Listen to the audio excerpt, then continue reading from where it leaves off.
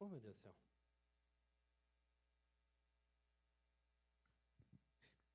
Glória a Deus. Glória a Deus. Está trocado. Glória a Deus. E a igreja saudável tem vários sinais que mostram para o mundo e até mesmo dentro dela como ela está. Se está tudo bem realmente. E nós aprendemos...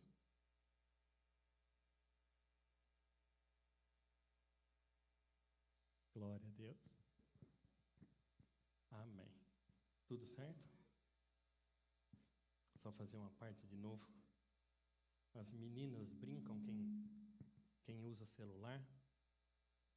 Mande mensagem para o papai. Papai, você vem? O que eu falei? Vou. Papai, você vai passar aqui na escola me pegar? Vou pegar. Papai manda joinha para tudo? Não, só quando é a concordância. Então tá cheio de joinha. Aí fizeram uma figurinha comigo. Outro dia eu fiz assim. A minha menina do meio, que é esperta também, fez uma figurinha. Agora eu mando a minha figurinha. Depois vou mandar para ver. Foi fantástico. Mas vamos voltar. Saudável. É isso que nós estamos aprendendo.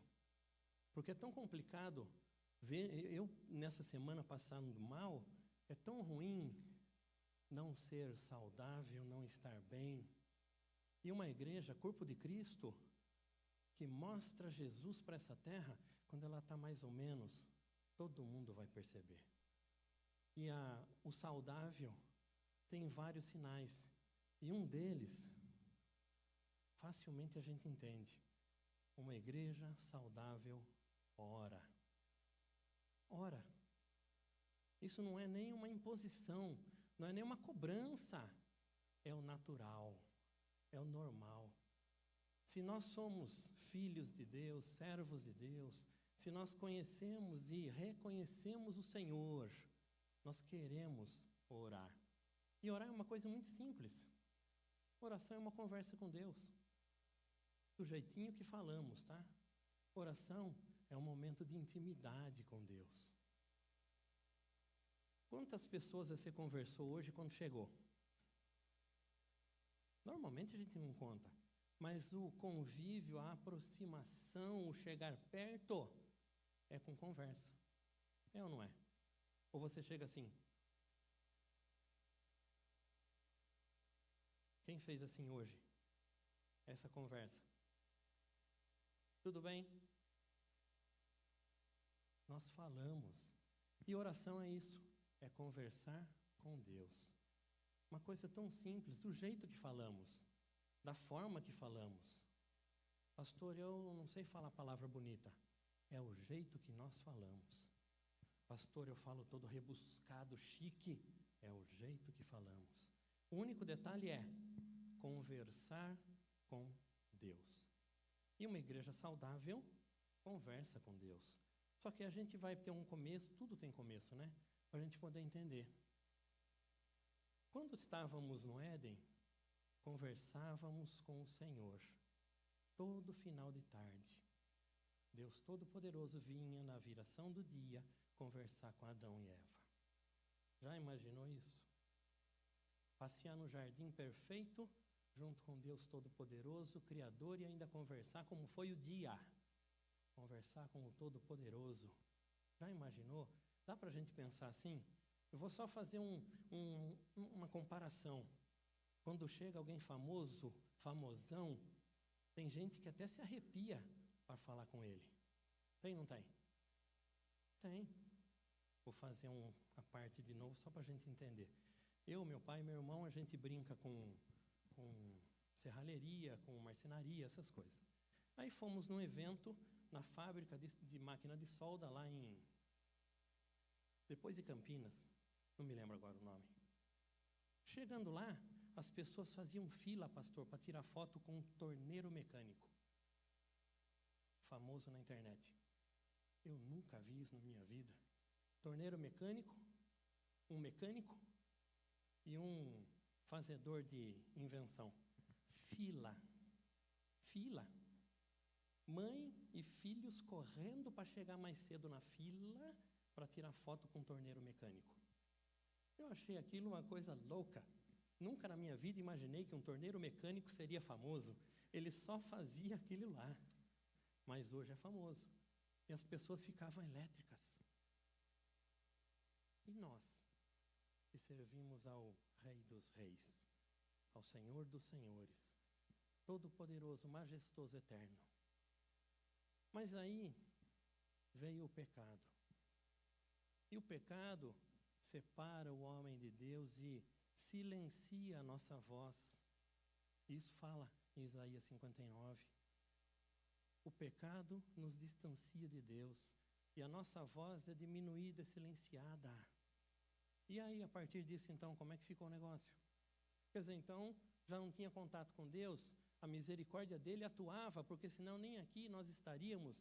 Desde aquele momento, acabou a humanidade. O diabo tinha destruído tudo, mas Deus misericordioso não deixou isso acontecer. E ainda cuidou, ainda que colocando para fora do jardim, todo mundo lembra dessa história?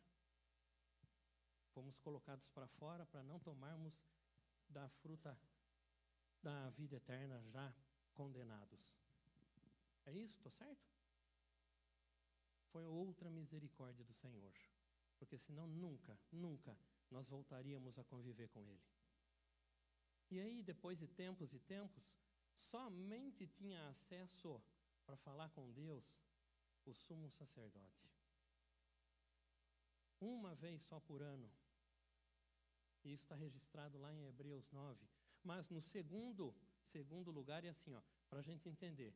Era o santo, onde as pessoas podiam chegar, entrar no templo. E aqui em cima era o santo do santo, onde estava a arca do Senhor. Desde o tabernáculo, no templo, onde só o sumo sacerdote podia entrar uma única vez por ano para sacrificar, pedindo perdão e pedindo perdão pelo povo. Então, era lá e aqui. Ninguém que sentasse aí, estivesse aí, podia entrar aqui, porque morria. Ninguém. Então, para ter acesso à presença de Deus, tinha que ser sumo sacerdote. E só existia um em toda a nação de Israel. Tinham os sacerdotes que ajudavam e faziam e trabalhavam, mas aqui, subia ali, só o sumo sacerdote. Então eu estou na boa, hein? Estou aqui em cima. Não é isso e não é assim, tá? Não é assim. E nós ficávamos dessa forma por anos e anos e anos. E ficamos assim por tempo e tempo e tempo. E aí, Deus que sempre quis o primeiro projeto dele, conviver pessoalmente conosco. Esse foi o plano de Deus. Por isso que ele criou para conviver, para viver conosco, ter conversas conosco. Cada um de nós é diferente, não é? Pensamos diferentes. Gêmeos idênticos são diferentes. Deus gosta da pluralidade. Ele gosta das ideias diferentes. Ele gosta de conversar com pessoas que pensam diferente.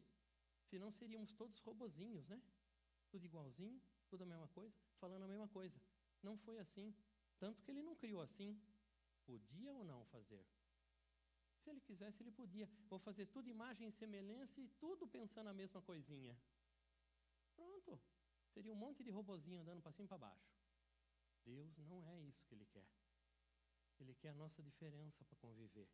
E aí veio a gloriosa confirmação e cumprimento do que Deus falou lá no Éden. Ele mandaria alguém. Aí está lá em Gálatas 4. Mas vindo a plenitude dos tempos, Deus enviou seu Filho, nascido de mulher, nascido sob a lei, para remir os que estavam debaixo da lei, a fim de recebermos a adoção de filhos. Os estudiosos falam assim, plenitude dos tempos, é porque o Império Romano chegou, construiu estrada para tudo quanto é lado, então ligou toda aquela parte do mundo, facilitando que a palavra fosse pregada. Tinha a segurança romana, a paz romana, que dava tranquilidade em termos para as viagens. Tinha a navegação, então a palavra, o evangelho poderia ser pregado. Plenitude dos tempos. Isso os estudiosos falam. A Bíblia não fala exatamente o que é, tá? Mas o que importa é, ele mandou Jesus a essa terra com uma única obrigação, função e missão: salvar a todos que aceitassem o perdão e a salvação dele. Foi isso. Ele veio para isso. Ele não veio para enricar. O que incomodou muito os judeus foi que ele falava a verdade, não interessava a quem. O que incomodou outros é que, mas ele não pode ser o Salvador. O Rei dos Reis, ele vai vir glorioso com o seu exército e trucidar todo mundo inimigo. E Jesus não fez assim. Tanto que, olha que interessante, como foi que Jesus entrou em Jerusalém? De metrô. Sentadinho num jumento. Sabe por quê? Porque só os líderes humildes entravam nas cidades num jumento, falando assim: eu sou de paz. Porque se entrasse num cavalo poderoso, tá falando assim: eu sou melhor que vocês. Até isso é hábito judeu, tá? Hoje não se aplica tanto, mas naquela época era assim. Ele fez questão, além de cumprir a palavra, ainda mostrar: eu sou da paz. Tudo certo. Foi assim que ele entrou. Nós conhecemos todo o ministério dele, os milagres, as maravilhas, os ensinamentos, mas ele veio para morrer. Para que aquele pecado lá que acompanhou todo mundo até aquele momento da cruz, quando ele falou, está consumado, fosse retirado. Os sacrifícios que os sacerdotes faziam naquela época era só para encobrir. Era uma mão de tinta sobre o pecado. Não era apagar os pecados. Só o sangue de Jesus apaga os pecados. O restante é só uma mão de tinta, igual estamos fazendo, que está ficando bonito mesmo. O estacionamento. Mas era só isso. E aí, no momento em que ele partiu, no momento em que ele morreu, a palavra fala assim: e o véu do templo se rasgou em dois, de alto a baixo. Lá em Mateus 27:51. Quando a gente fala véu, a gente pensa que é aquela coisa bonitinha, né? Branquinha que põe em cima do sonho da padaria. Já viu esse? Não é. Quem já viu lona de caminhão e arrastou lona de caminhão? Era mais que isso, que eram necessários 2 juntas de boi, 4 boi de espessura. 20 centímetros de espessura. Precisava de 4 boi para poder movimentar o véu do templo. Ele se rasgou sozinho, de alto a baixo. Sozinho, quando Jesus falou, está consumado, e entregou o Espírito. Sabe o que é isso? Olha que coisa gloriosa. Está lá em Efésios 3:11. Segundo o eterno propósito que fez Cristo Jesus, nosso Senhor, no qual temos livre acesso com confiança pela nossa fé nele. Meu irmão, minha irmã, a morte do Senhor não foi só para perdoar os pecados, foi para nos dar livre acesso a Deus, Pai Todo-Poderoso, Criador de todas as coisas. Foi para a gente poder chegar e falar assim, vindo, voltando de ônibus, fala assim: Senhor, eu estou aqui. Não tem mais essa mureta separando, você pode subir aqui e pode voltar para aí. Foi isso que Jesus fez. Então a conversa com Deus, a oração, voltou a ser de todo mundo. Todo e qualquer um pode falar com Deus Todo-Poderoso, Criador. Todo e qualquer um.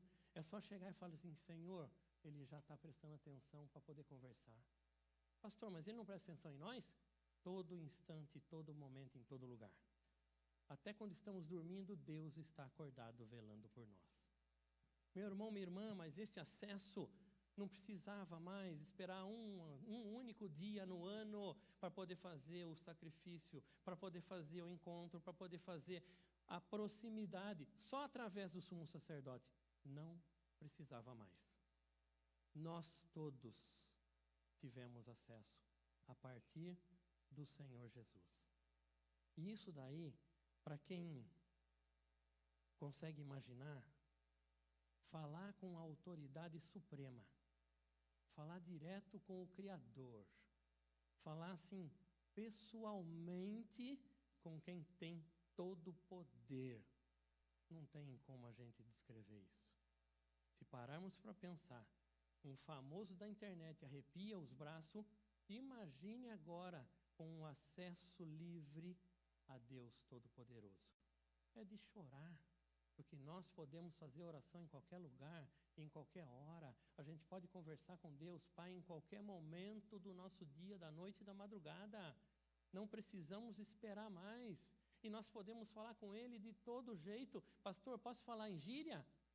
Pode, mas, né? Eu não posso ir na frente do juiz sem terno e gravata. É só uma pessoa concursada. Não posso. Não posso falar gíria na frente dele. Não posso. Que dirá do Todo-Poderoso? Mas se é hábito, fale. Eu falo para todo mundo, nós não precisamos deixar nada para servir Jesus. Quando chegamos, Ele vai tirando aquilo que não serve. E a primeira coisa que Ele muda é o nosso vocabulário. Primeira coisa que Ele transforma.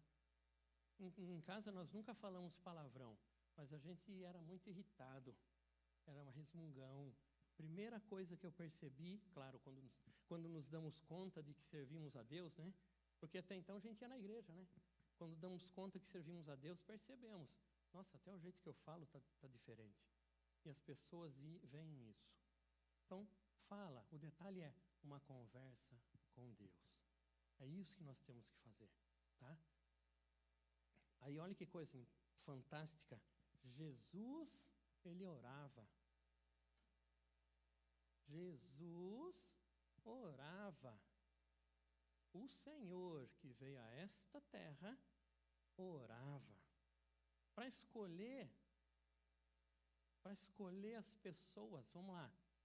Lucas 6. E aconteceu que naqueles dias subiu ao monte a orar e passou a noite em oração a Deus. Quanto tempo Jesus orou? 5 minutos, pastor. Foi malemar. 10 minutos. 1 hora. Quanto tempo Jesus orou? Passou a noite orando. E quando já era dia, chamou a si os discípulos e escolheu 12 deles, que também deu o nome de apóstolos. Jesus, Ele orou uma noite inteira para separar os 12. E nós oramos 10 minutos. Às vezes só falamos assim, Senhor, abençoe meu dia. Amém. Não deu 1 segundo essa oração. Jesus passou a noite orando. Meu irmão, minha irmã, como eu falei, temos que entender do começo para chegar numa igreja saudável. Jesus, Ele orava sem cessar. Ele orava todo momento. A mais pesada oração dele foi no Getsêmani. Todo mundo se lembra? Senhor, passa de mim esse cálice. Aí era o físico dele, o homem físico, falando assim, eu vou ter que sofrer tudo isso. Não vai dar certo. Não vai dar certo. E aí foi lá, estavam dormindo. Poxa, não conseguiram nem orar. 1 hora não conseguiram ficar. E volta ele, Senhor, passa de mim. Mas se for necessário, então eu tomo o cálice. E foi, porque senão nós não estaríamos aqui. Foi, porque senão o diabo tinha vencido. E aí realmente acabou tudo. Ele fez. Só que ele orava para tudo. Na cruz ele orou. Senhor, perdoa-os, porque eles não sabem o que fazem. Morrendo, ele orou. E nós fazemos o quê? Fazemos o quê? Temos o culto de oração. Nós fazemos 20 minutos de oração. Eu creio que sejam, por causa do tempo e tudo mais, 25 minutos de oração. Meu irmão, minha irmã, Jesus passou a noite orando. Morrendo, ele estava orando. Vertendo sangue imaculado por nós, ele estava orando. E ainda falando assim, Senhor, não culpa eles. Eles não sabem de nada. Podia ter falado, Senhor, antes de eu morrer, queima todos eles agora. Podia ou não podia? Será que não seria, a nossa oração não seria assim? Eu estou apanhando à toa, não fiz nada, acaba com eles, Deus. Não foi assim. Não foi assim. Jesus fez oração por si, intercedeu pelos outros, intercedeu pela igreja. Oração, oração, conversa com Deus. Isso tem que ser um prazer na nossa vida, fazer parte natural da nossa vida, não só quando a gente está no sufoco, mas em todo momento.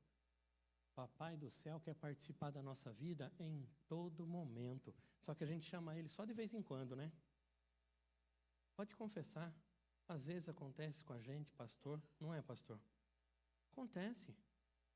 Quando eu falo, eu vou orar, viu? Eu oro mesmo. A lista de oração de quarta-feira é a mesma que eu tenho anotado na minha. Eu faço a particular e faço a pública aqui na igreja. Ah, o pastor está falando isso só para aparecer. Não posso, porque senão o Papai do Céu me cobra. Não é nem você, nem a igreja. Mas aí vamos continuar. Nós temos 3 grandes tipos de oração. A devocional, que é pessoal. A de intercessão e a coletiva.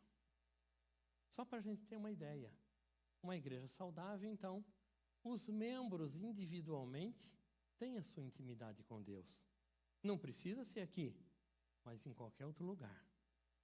Em casa, no trabalho. Vou fechar os olhos. Quem tira 5 minutos no trabalho, na hora do almoço, para fazer oração e ler a Bíblia? Vou abrir os olhos. Sabe por que eu faço isso? Para a pessoa não se sentir assim, nossa, ele está me acusando com esse olhar acusador. Nós não temos que falar com o papai. 5 minutos. 5 minutos. A oração de Jesus na cruz foi assim, perdoa, eles não sabem o que fazem. Durou 1 segundo aquela oração. E Deus teve misericórdia daquele povo, porque senão eles teriam queimado mesmo. Individual. É uma conversa pessoal com Deus, muito além dos pedidos. A gente não ajoelha só, Senhor, manda isso, manda aquilo, compra aquilo, resolve aquilo, paga aquilo. É assim a nossa oração? Não precisa responder. É assim também, tá? E temos essa permissão também para fazer isso. Viu? Só que a intimidade é diferente. A gente não senta junto com alguém só para falar dos problemas. Senta. Você convida alguém para almoçar no domingo e fala assim, nossa, minha vida foi terrível essa semana, foi dureza. Passei mal, estava ruim com o nariz, a respiração, dor no corpo. Ai, meu Deus do céu. A pessoa não tem prazer de ficar junto com você. Eu estou falando de gente. O Papai do Céu tem toda a paciência. Mas uma conversa íntima com Deus é assim, oh Deus, hoje está tão maravilhoso, o dia nasceu. Olha que coisa linda. Estava frio, aí depois esquentou e o sol glorioso secou toda a minha roupa. Estava lá já no cesto de roupa. Entendeu isso? É uma conversa com Deus, é uma oração. Nós não chegamos a Deus só para pedir socorro, só para pedir cura e solução. É uma conversa, literalmente. Uma conversa. É um momento de intimidade com Deus, Pai Todo-Poderoso. Mas é pessoal. Então, uma igreja saudável, os membros têm o hábito de orar sozinho. Têm o hábito de cultivar intimidade com Deus sozinho, em casa. Claro que podemos pedir, clamar, chorar. Não tem lugar neste mundo mais confortável do que aos pés do Senhor. Você pode chorar no ombro de qualquer um, mas primeiro no do Senhor. Você pode ir nos médicos com certeza, mas primeiro falar com o Papai do Céu. Sempre assim. No momento de alegria, glorificar individualmente e coletivamente, mas sempre com o Papai do Céu. E aí a gente vive nesse mundo, graças a Deus, que Deus tem cuidado de nós nesse mundo. E aí nós temos um exemplo extraordinário de oração devocional, Salmo 25. Pastor, agora que nós vamos abrir a Bíblia? Agora. Salmo 25. Todo mundo está com a Bíblia? Pastor, eu não trago mais a Bíblia porque o senhor projeta as palavras. Não faça isso. Nós temos que carregar a espada. E sermos hábeis no manejo da espada. Ah, mas aí ficou chique demais. Olha lá, olha o outro lá. Está vendo só? Agora que eu ia falar para abrir a Bíblia, ele coloca. O texto é longo.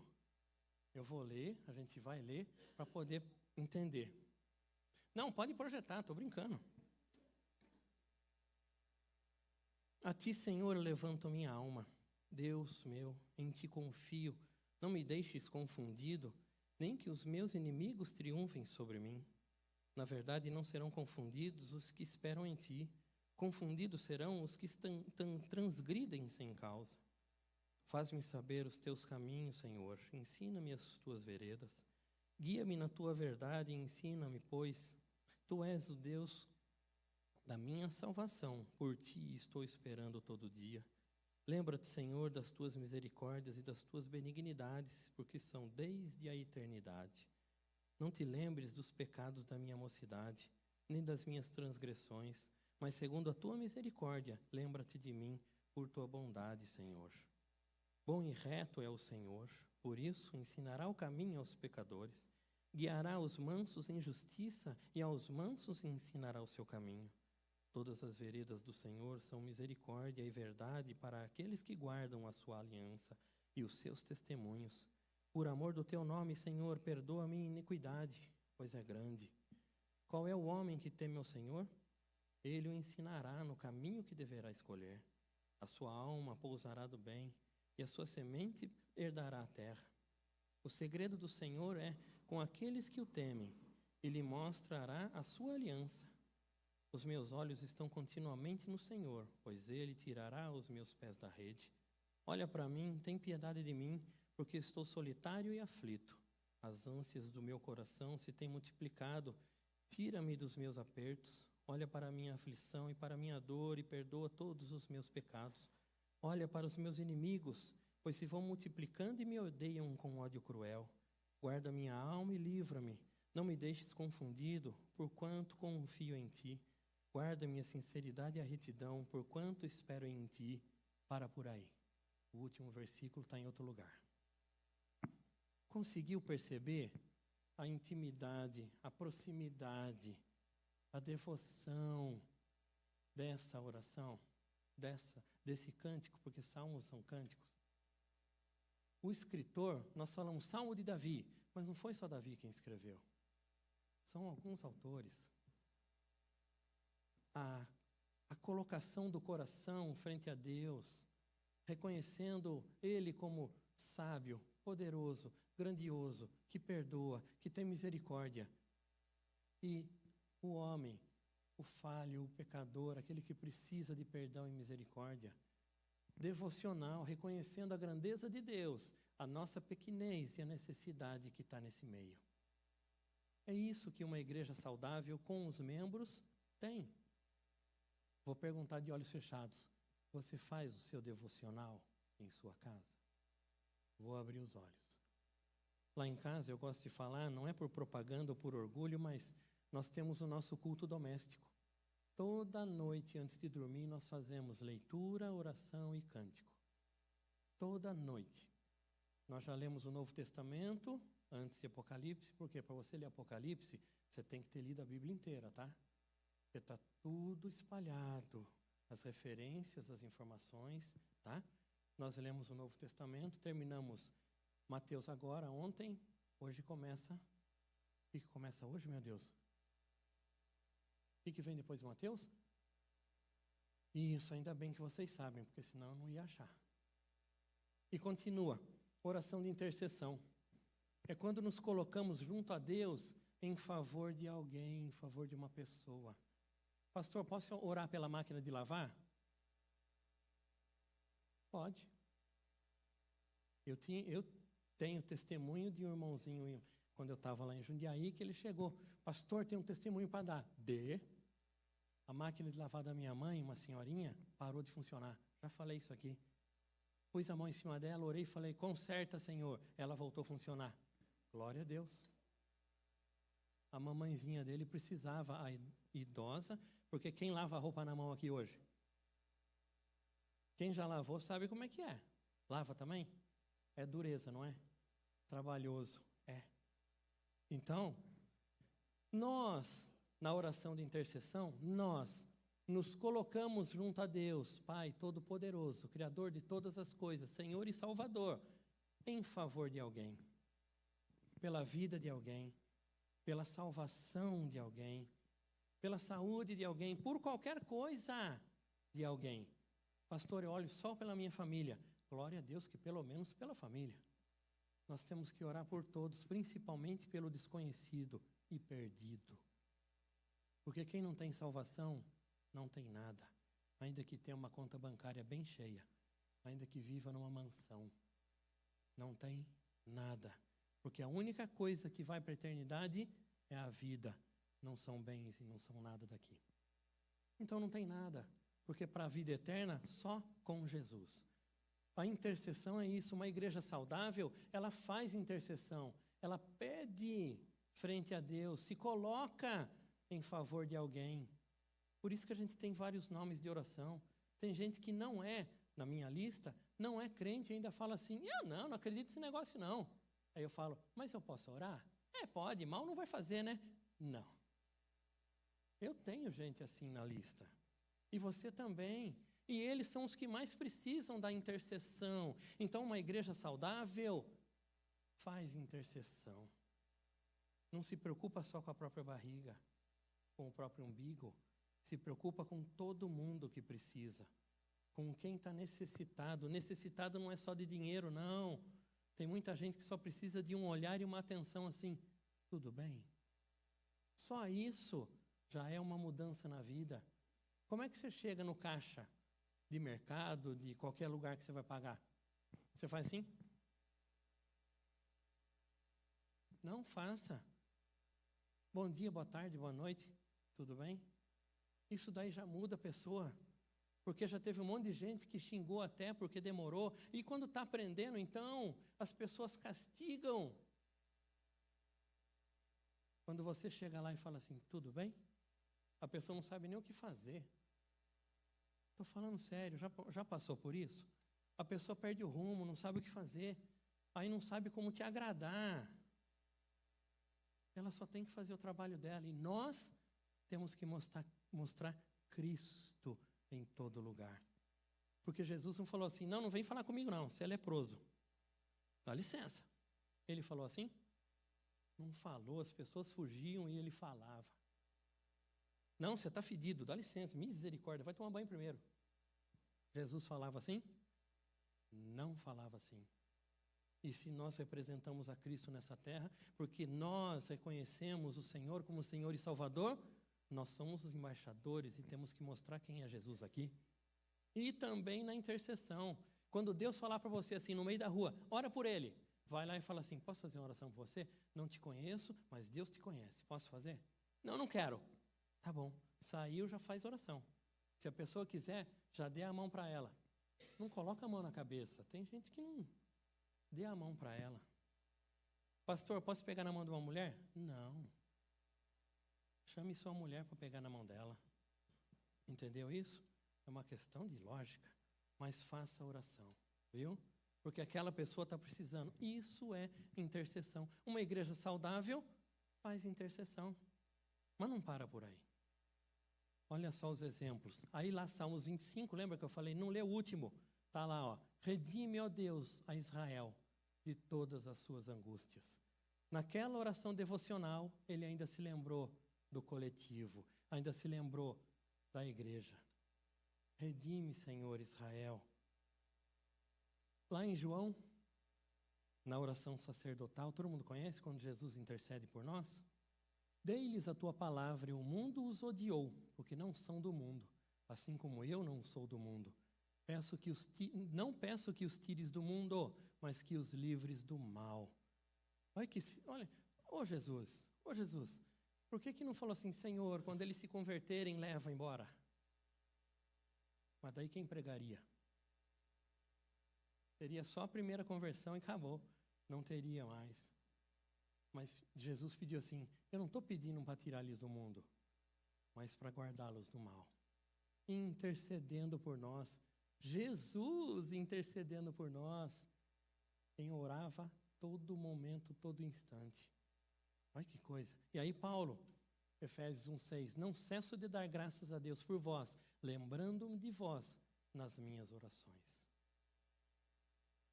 Então, quem é saudável, que representa uma igreja saudável, faz intercessão. Não se preocupa só consigo. Ai, tô ruim, tô com a unha encravada. Ai, Deus, unha encravada, não vai dar para orar pelo irmão, não, tô com a unha encravada. Mesmo assim, faça oração de intercessão. E aí continua, para a gente ver o último tipo, oração coletiva. Aí é quando todo mundo aqui junto e faz a oração. Somado devocional, intercessão, e a igreja, pelos membros e por esse mundo. Meu irmão, minha irmã, quando você se der conta do poder que o Espírito Santo colocou na sua mão, da autoridade que o Senhor deu para falar em oração com um Deus Todo-Poderoso, tudo muda. Oração funciona. Eu já falei isso e vou falar de novo, porque isso é um testemunho que eu guardo. Quando eu era pastor lá em Jundiaí, entrou um senhor. Posso pedir oração?